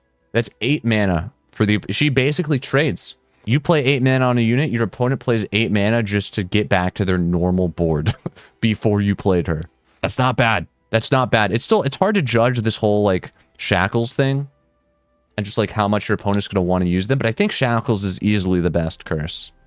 It seems like it's even better than the Nexus damage one. It's so good. Like, your opponent not being able to attack or block is just going to ruin 90% of decks. That's like so much more threatening than dealing 1 damage per turn, like the little lizard guy does, because they literally just skip an entire turn of doing anything, basically. If you're playing your shackles on the right units, you're just going to be ruining their entire game plan, which is huge. I'm popping this one in A tier. This is an A tier for me. Not quite S tier. I still think Morgana is just like lot more going on there. A little bit more affordable. 8 mana is always going to be expensive. Not quite S tier, but A tier for sure. And it looks like you guys agree. I'm going to put it in A. Looks like you guys agree as well. A tier. All right. Moving on to the next card in Targon. I believe this is like the last one in Targon.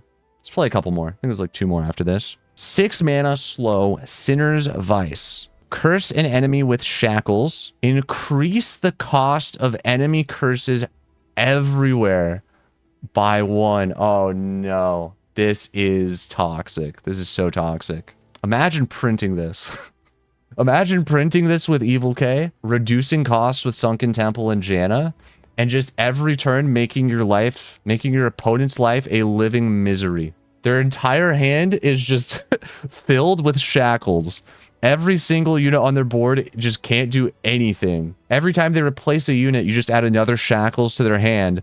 They start burning cards every time. This has the potential to be hilarious. In any other context, I feel like this is a little expensive. 6 mana is equivalent to a Vengeance. You'd rather Vengeance than play this, wouldn't you? Tier list wise, I would say it's a C tier, personally. I think the problem with this card is there's just too many good alternatives. There's cards like Sunburst, 5 mana, Silence and deal 6, right? That's just going to be better. Like, in most scenarios, you'd rather play that than this. There's 6 mana Targon Obliterate spells you can get off of Invoke. There's the 7 mana Obliterate spell that heals you 3. This just is like a very awkward price for what it does. It's so much better if you're playing the Shackles to play a unit that gives Shackles than to play a spell that gives shackles. Because at least when you're playing a unit, you're actually going unit positive. Not only is your opponent unable to use one of their units, you gain a unit. There's a massive difference for 1 less mana when you're playing Morgana than literally 0. You're playing 0 units and you're doing the same thing but worse, basically. I just don't see this being that good. I still think it's funny. I'm going to give it an honorary C tier, but I honestly wouldn't be surprised if you guys rank it lower. C tier, C tier, D tier. It looks like we agree on this one. This one's a C tier all around. Bottom B for J synergy. That's true. Okay, dude. It's just, yeah, it's too slow outside of a meme deck, in my opinion. It's going to be a pure meme. It's really nothing else than a meme. All right, moving on. What do we have? What in the world?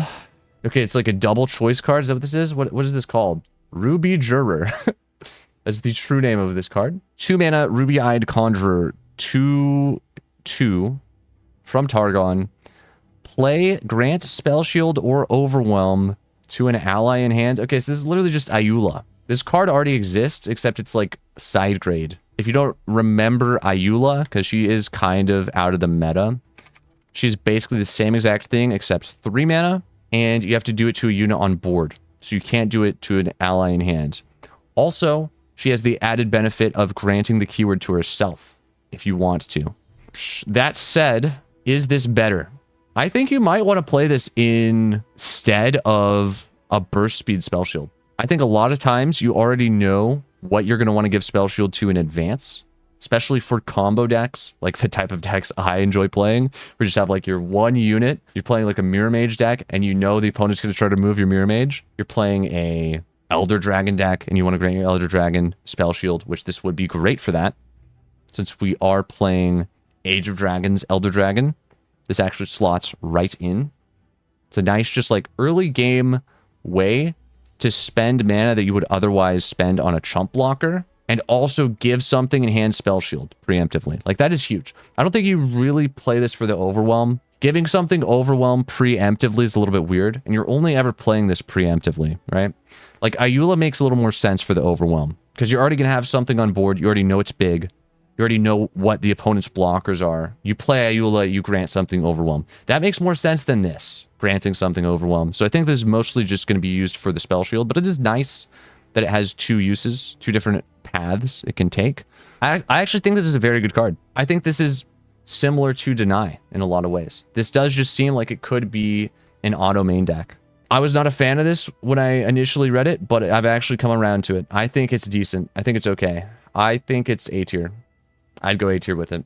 I'm going A.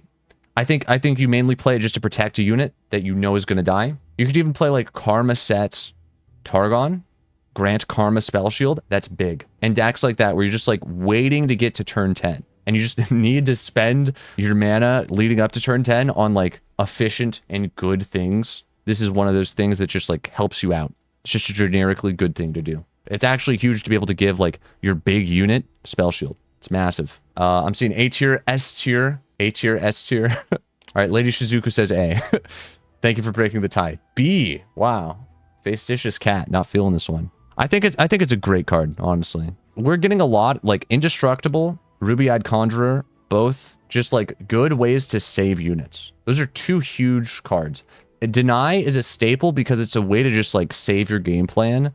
And I think Indestructible from Noxus, the Deathless spell, as well as this granting spell shield, basically just deny in different regions. That's like kind of what they are.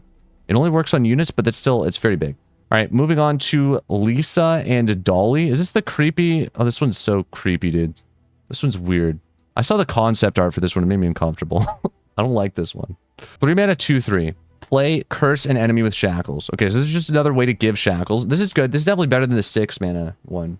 I think this is probably playable. There's only one, so it's just going to be 2 mana. It's nowhere near as good as the other Shackles cards we've seen. But on turn 3, like, this does stall the game a lot. There's a lot of decks this does just ruin their curve. I don't think this card is insane, but it's all right. It's, like, I think Shackles is just, in general, always going to be pretty good. If it's a unit that gives Shackles, it's going to be solid. I think this is, like, a B tier. It's definitely better than the 6 cost one, but it's nothing crazy. I would put this C tier. Like, I look at the other cards in B tier. Is this really on the same level? I guess it is. It probably is. I think it's B tier. I think B tier. What do you guys think? A tier, A tier, B tier. I think A tier is fair. I don't know. I don't see it being quite as good as all these other cards. Like, there's so many cards in A tier that are just better than this. Are they not? I would say this lizard is way better. This lizard is almost better than any other card in this tier. Let's be honest. Anyways, let's move on to the next set of cards. Dang. That's crazy, dude. Dang. Gentle Gem Dragon. It is a 6 mana dragon. This is an actual dragon. Let's go. Pog. It is a 6 mana 6/5 with Fury. When you play a fast spell, slow spell, or skill, grant other dragon allies +1/+1. I mean, this reminds me a lot of the like Volibear one that we got recently. That is, he like makes a Sigil of the Storm every time you play. I don't think this guy is nearly as bad as the Volibear unit was, but like what deck plays dragons and also plays fast spells or slow spells or skills? Like, name one. Name one that actually plays a decent amount of triggers for this. Elder Dragon, maybe. Are the boons skills? Are Elder Dragon's boons skills? Because then this becomes huge. That has to be why they printed this card. That's the only reason this card would make sense. They are. Okay. So that makes a huge difference. Every single Elder Dragon unit you play will grant other dragon allies +1/+1. This is interesting with Jhin. You don't get this in Jin's region, though. So you'd have to play Jhin Targon. Doesn't seem like a great idea. I guess you could play... Dude, you could play Jhin Elder Dragon. You'd be locked into 2 Runeterra regions. I don't know how good that is. I don't think you have a single non-unit. You just have only units. That would be your entire deck. But as far as this card goes on its own, it's still very specific. Like, very specific. Grant other dragons. I don't like this card very much. I don't know. Hopefully there's a cooler use that we like figure out for this in the future. But I think this is D tier. I'm not going to quite put it F tier. I think it's D tier. Like, there's some cards in F tier that are just genuinely garbage. Unplayable. This is at least okay stats. It's a 6 mana 6/5 dragon. It's going to be okay. It's going to be okay. All right? Don't cry. It's going to be okay. But it's just not that good. It's not getting me hyped. It's not getting me too excited. And it looks like you guys agree. C tier, F tier, C tier. Looks like we're saying C tier in general. We're going to zoom out again because we're getting Seriously. Seriously cramped. This tier list is getting populated, man. There's a lot of cards in here. Otrani Dragon Worshipper. What is this? When I'm summoned, heal your Nexus 2 and gain an extra mana gem next round. So it's a ramp card. This is just a pure ramp card in Targon. That's not the worst. I would actually say this is like better Tavern Keeper. Is that what this is? This is very good. This is a lot of things Ramp wants to see. Ramp wants to see healing. Ramp wants to see actual ramp, like gaining mana gems. And it's also a blocker, which is somewhat rare for cards that give you extra mana gems. This is the first actual ramp card that gives you a permanent mana gem in Targon. Oh, it's only next turn. Never mind. Wait, no, this is terrible. This is garbage. Wait, yeah, you'd rather just play the 2/3, wouldn't you? It is temporary. I thought it was permanent. No, no, no. If this is temporary, this is absolute trash. Because there's already plenty of healing in Targon. There's so much healing. Like, you don't need this for the healing. You'd only be playing this for the ramp, and this is a 1-turn ramp. This is not good. This is just not good. It seemed way better at first, but the more I'm thinking about it, it's pretty mediocre. It's like a C tier. I would plop it. I'd plop it straight in C. C, F tier, D tier, C tier. Yeah. It's unfortunate. We thought Targon got a ramp card, but no, it got a got a disappointment. All right, 2 mana Targon, final Targon card, Burst Speed, Black Shield. Give an ally spell shield this round and curse it with shackles. Okay, this is very interesting. For an ally, this is big. I feel like it'd be a lot bigger if it was in a different region, because there's already a lot of other ways to give your unit spell shield in Targon. And I don't know that this is the best way. Here's the thing. This is temporary spell shield, and it comes with a permanent shackles. It's like a cool card design. It's kind of a cool idea. If this was Demacia, which it looks like the next set of cards is about to be, and they're probably very similar to this, then it would be pretty good. Because Demacia has no way to give an ally spell shield. But in Targon, we already have Bastion. We already have the equip one, which discounts itself to 2. Once you've equipped an ally this game, I cost 2 less. Like, if you just play a single Weapon Master in your deck, this is 2 mana. It's not going to work for every deck, but there's a lot of decks this is just way better in. Like, miles better. It's still temporary spell shield, but you're not getting the permanent shackles. Like, okay, if you really think about it, this is way better. This is so much better because this is potentially a 2 mana spell shield. This is never a 2 mana spell shield. This is actually always a 4 mana because you have to pay for this if you want to use the unit again. You could play this on something you know for a fact you are never attacking with and you are never blocking with. You could play this on something like a Seraphine. You could play this on something like a Karma. You could play this on something that is just there for its ability and not there to be in combat. But don't let this trick you. This is 4 mana. This is 4. This is not as OP as it seems. You're going to always be playing 4 unless you use this on a very specific type of unit. This is D tier. I'm gonna put a D tier. I'm gonna move this this equipment up 1 tier. I feel like this deserves to go up to C tier. This equipment is way better than the other cards in D tier, that's for sure. I would move this up 1. D tier deserves its own space just for these two. These 2 cards are like on the same power level, I would say. They're not. There's always going to be a better option. If you're really looking to give a unit spell shield, if you want to protect a unit, there's almost always going to be a better way to do it than this. And it looks like you guys agree. C tier, C tier, C tier, D tier. I'd say that's fair. It's just it's not the best option. There's definitely better options in Targon. Let's keep moving on. 2 mana. First Demacia card. What do we got here? Magical Fettering. Grant an ally +0/+2. Curse your opponent with suppression. This is a new one. Okay, this is a new one. This is probably the last. I'd imagine this has to be the last curse. Also, does anyone recognize this? Does anyone recognize who this is? I think this means we're getting Silas next expansion. That's hype. That is very hype. All right, let's see what this does. So it's a buff. It's a 2 mana slow speed +2 HP.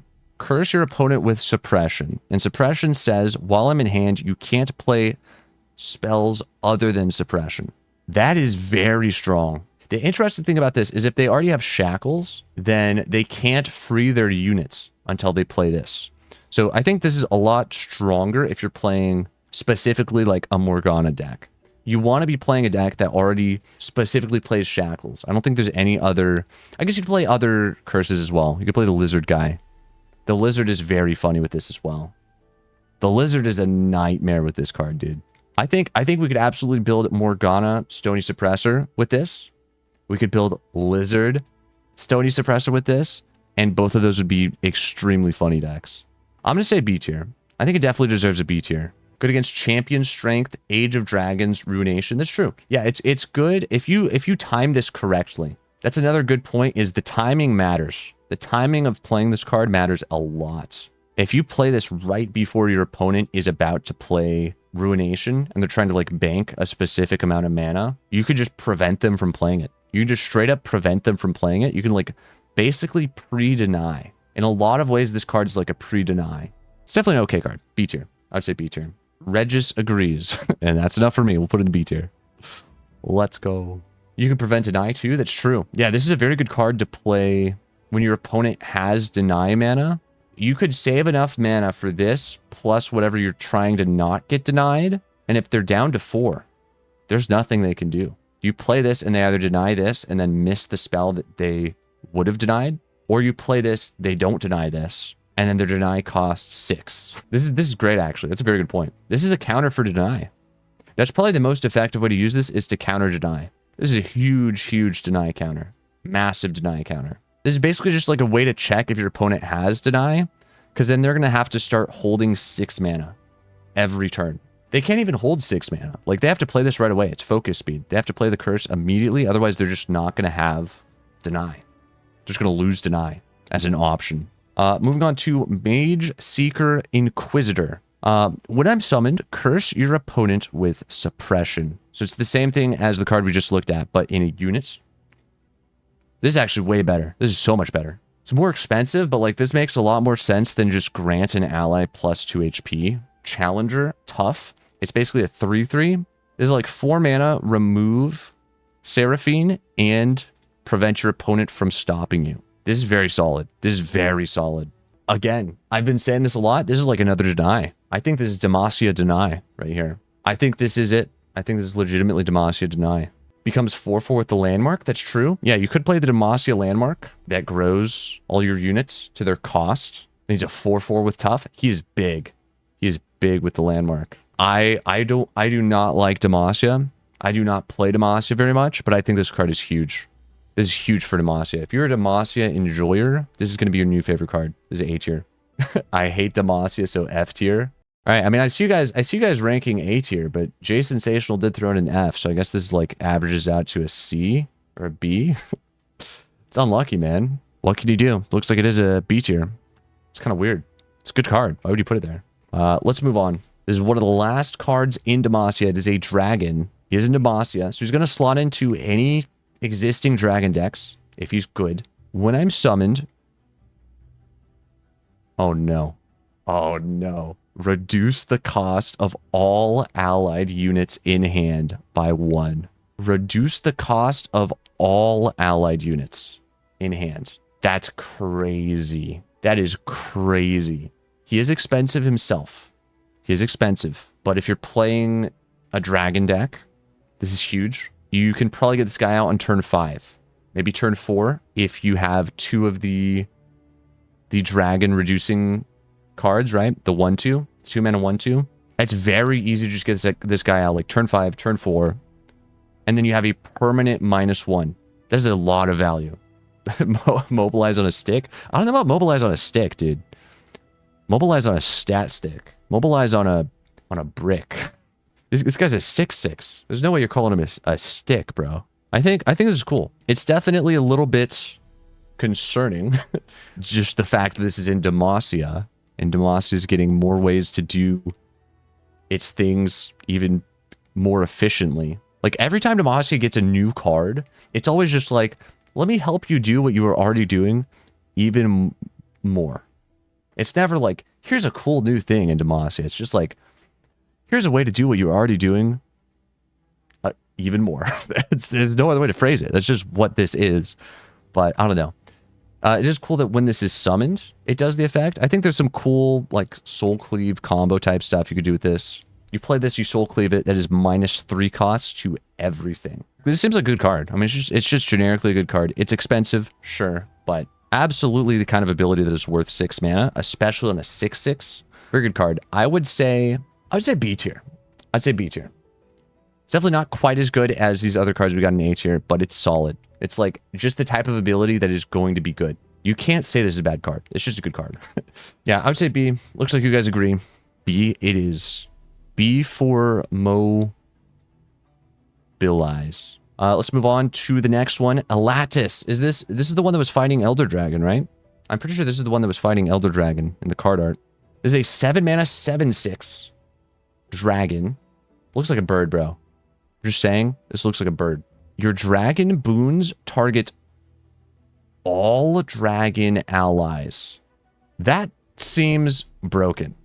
That genuinely seems game breaking. If you are familiar with Elder Dragon and his dragon boons and the way they work, this is huge. I think if you're building Elder Dragon, Age of Dragons, you put this in there, and you can. Even though it's Demacia, this is part of Elder Dragon's region because it is a 6+ cost unit. So I think this easily makes the cut. If you're building just Age of Dragons, Elder Dragon, this is one of the best units you could draw off of that combo. You just fill your hand with dragons. This is like the first one you plop on board, and then you just win more. Like, I don't know. There's nothing you can do in that deck, but just win more. It's just like which dragon abilities help you win the most. This is one of them, easily.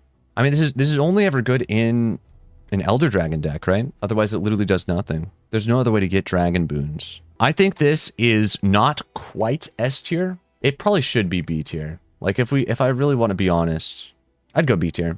He's extremely specific. Like, you literally cannot play him unless you're playing an Elder Dragon deck. I think B tier is fair. Looks like you guys agree. Yet again, that's crazy, dude. We're just always agreeing. It's like we both just play this game a lot, and like we both have reasonable opinions about this game. It's kind of crazy. It's crazy how that works itself out. Looks like up next we got Dragiant. We got Dragiant. Win draw. A dragon. Dragon. Let's go, dude. I'm hyped for this card. 2 mana, 2/3. When I'm summoned, draw a dragon if you behold a dragon. Okay, this guy is literally Poro Herder. He's literally just reskinned Poro Herder. He's the same card. He's actually the same card. He's the same card. But he just replaced Poro with dragon. That's good. It's definitely good. B tier. Sure. Is he allowed to sit in B tier? I'd say so. Would you guys let him sit in B tier? I would let him sit in B tier. I have 1 A tier, 1 G tier. Okay. we'll pop this guy in C tier then, I guess. Halfway between A tier and the non-existent G. Let's move on to Ocean Drake. Oh no. Someone told me there was a toxic Ionia card. Is this the one? There's no way it's this one. 6 mana, 3/5. That's big stats for an elusive, but that is expensive. Dude, why do they have to give Ionia another elusive? There's no way. They can't go one expansion. They can't go one. They can't go a single expansion without giving another elusive to Ionia. Why is it? It's always Ionia. It doesn't have to be the same region, man. Give it to PNZ. Give it to Bandle. I don't know. Just, it's always Ionia. When you play a fast spell, slow spell, or skill, heal your Nexus 1. Cosmic, exactly. Like, Cosmic Youngling is so much better than this. This is 6 mana. It doesn't work for burst. So if you're playing like draw, if you're playing buffs, if you're playing draw, this is not going to heal. I think I could see this being like a card people try out in Karma set. I don't see this being a card that stays in Karma set. Maybe it stays as like a one of just for niche scenarios. It's just, it's so expensive. You typically don't want a healing card to be 6 mana. It's not even guaranteed to heal when you play it. It could literally be 6 mana, do nothing. I don't think you can risk your healing card being like a maybe. You'd much rather just play like guaranteed healing for less mana. I think it's C tier. These types of cards, like I've started to learn, seem better than they are. And this one does not even seem that good. So I'm going to go C tier. I want to put a B tier, but I know it's not going to be that good. It's C tier. It does something. It does do something. At least it does something. Sometimes. Again, it's not guaranteed to do something. If it dies before you play a single skill or a single spell, it literally does nothing. And that is why I'm saying C tier. Yeah, it looks like we agree. I'll pop it in C tier. I'll pop it in D tier. How about that?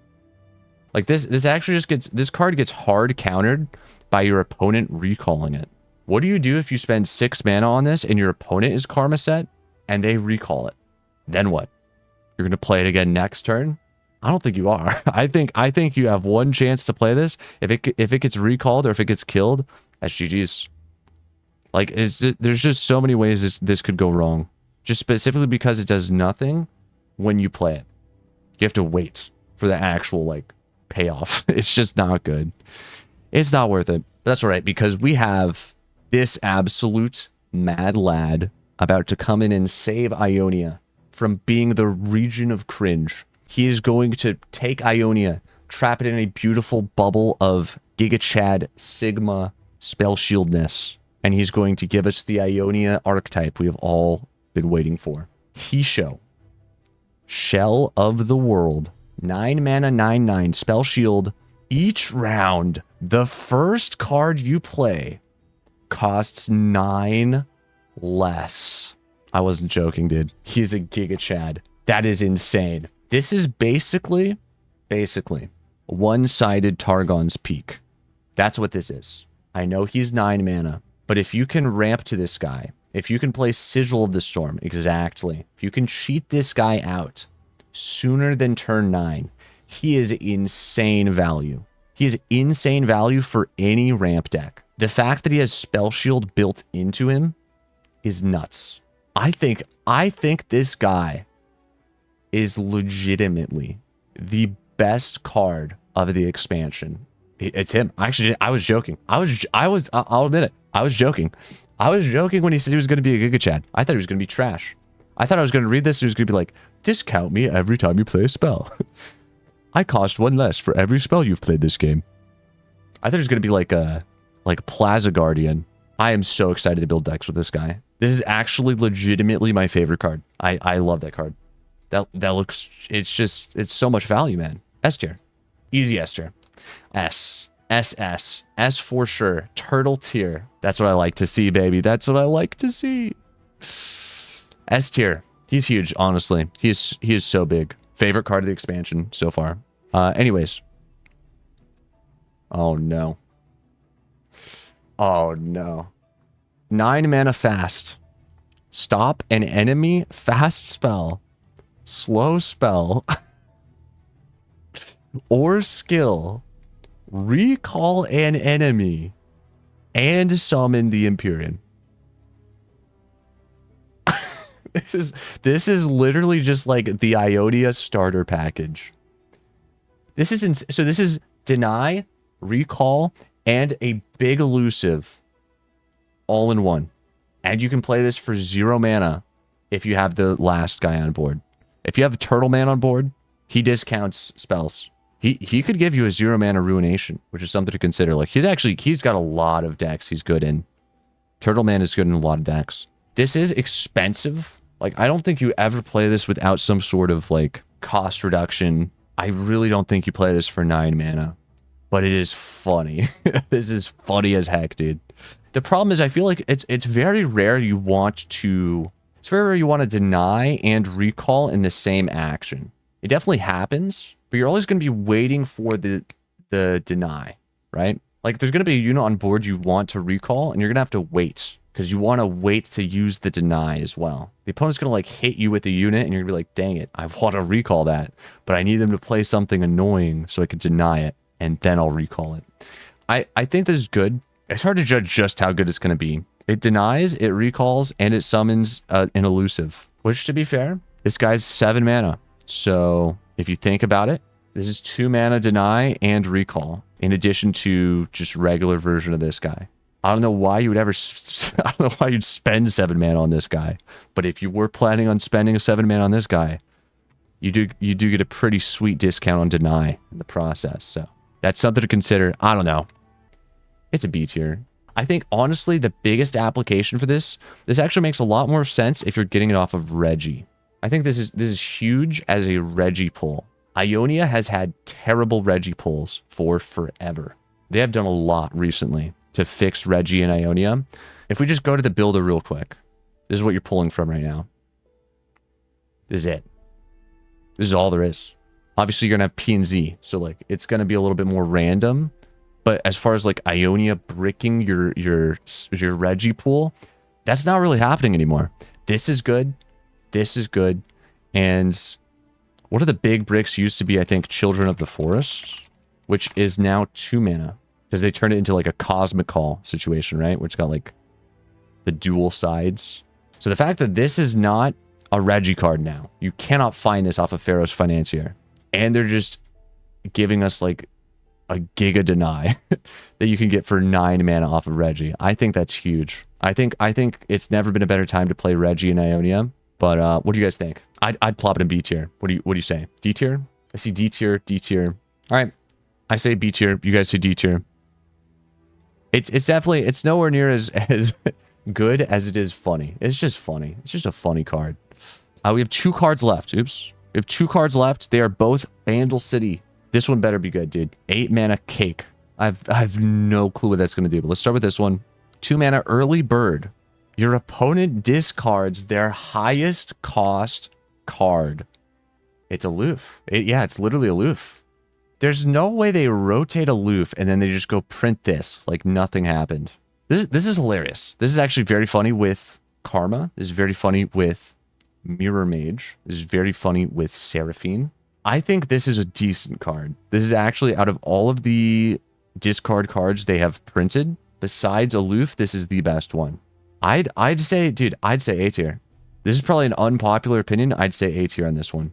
This is absolutely worth 2 mana. There's almost no deck where this is a bad card. Maybe Aggro is the only deck that this is somewhat bad against, and even then, what are you discarding? Like Jhin from Annie Jhin or Broadmane? If it's Demacia, you're discarding Champion Strength. If it's Control, you're discarding like a Ruination, a board wipe. Not everyone's going to be playing Bandle City this expansion. Bandle's probably going to be a pretty unpopular region because there's just like there's no real reason to play it at the moment except for this. This is the one reason to play it. I think it's good. I definitely think it's good. Looks like you guys don't quite agree. That's right. We'll put it in B tier. Looks like B tier is the general vibe. Unless you guys think it's even lower. There's no way.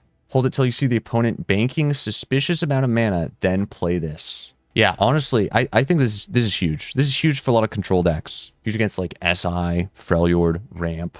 There's a lot of decks this is huge against. I like it. I think it's a great card. With all of that said, we are down to the final card of the expansion. 8 mana slow. Sugary Snare. Place an ally on the bottom of your deck to summon the top ally of... What? Wait. To play... Okay. It's 8 mana Bandle City. Place an ally on the bottom of your deck to summon the top ally of your deck. You could play this turn 5 if you really wanted to. So if you played this in a predict deck where you could know for sure, you could play like 0 mana Shurima predict, get the perfect unit on top of your deck. You could summon like a 10 drop for 8 mana. You play only 1 ally in your deck and spells that summon units. Boom. That's true. That's genius. Yeah, you could play portals. This is actually, okay, this is way better than I thought. Jason is right. Jason Sensational is very correct with this. You just play 1 unit, and it's literally guaranteed. It's guaranteed to hit. So you don't need predict.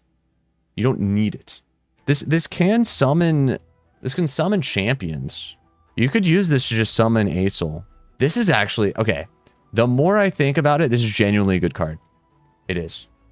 It's only a good card in meme decks, obviously. Like, if you're building a deck around this card, you are either visionary decks or you're more visionary than me. I don't think this is ever going to be played in a meta deck, but this is like a fun new way to ramp out stupid big units that you should not be able to get out, and you can get them out as soon as turn 5. It is easy to counter. You could lose to deny. You could lose to like a Vengeance or a Recall if your unit does not have Spell Shield. I think Aesol might be the biggest unit you could get out with this. Elder Dragon's not that great because I think you lose his play effect. I'm pretty sure he has a play effect, right? Like, you don't get any of the dragon boons, which is one of the big reasons you want to be playing him. He's just a vanilla 10-10. So I don't even think, like, Elder Dragon is worth cheating out with that card. It's probably Aesol and it's probably Gorlith. I think Gorlith, a lot of the time, will just win you the game because the opponent can't block him. It'll be, like, one-hit kill. This is fun. This is going to lead to a lot of fun decks. I'm excited. I'm looking forward to it, but it's definitely, it's a total meme. I'm going to put it B tier. I think it deserves at least B tier or higher. What do you guys think? Where would you place this card? F tier? C tier? YouTube tier? It almost needs its own tier. It low-key does. C tier, F tier, D tier. All right, we'll go D tier. D tier seems to be about the average opinion of chat. And that is it for the new expansion. I am hyped. I'm looking forward to it. But I had a lot of fun. The next time I will be live is when the expansion launches. If you want to know when my stream will be, I will be posting that in Discord, so stay tuned. It'll be in the schedule tab. Until then, thank you guys for hanging out. I will see you when the expansion drops. See you guys later. Have a good night.